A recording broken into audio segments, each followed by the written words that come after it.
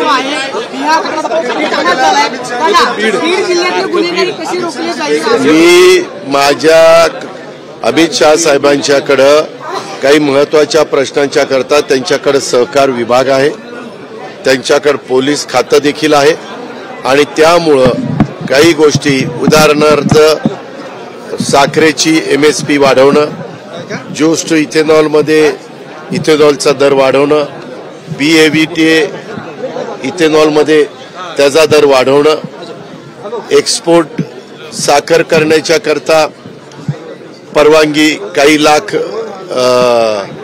Metric ton साखर export करायला परवानगी देणं, अशा काही महत्वाच्या गोष्टी राज्यातल्या जनतेच्या दृष्टीनं, ऊस उत्पादकांच्या दृष्टीनं, शेतकऱ्यांच्या दृष्टीनं काही पिकांच्या बाबतीमध्ये होत्या, म्हणून मी भेटायला गेलेलो होतो आणि त्या संदर्भामध्ये मी त्यांच्याशी चर्चा केली. पुण्याकडे येऊया. पुण्यामध्ये रोज कोयता गँग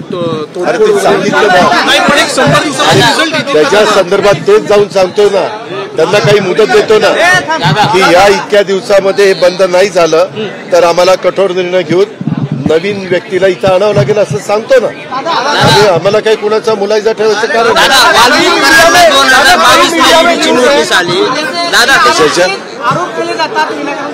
कशाच्या बाबतीत? अहो, त्याबद्दल मला जे काही मुख्यमंत्री महोदयांना आणि बावनकुळे साहेबांना बोलायचं होतं ते मी बोललेलो आहे.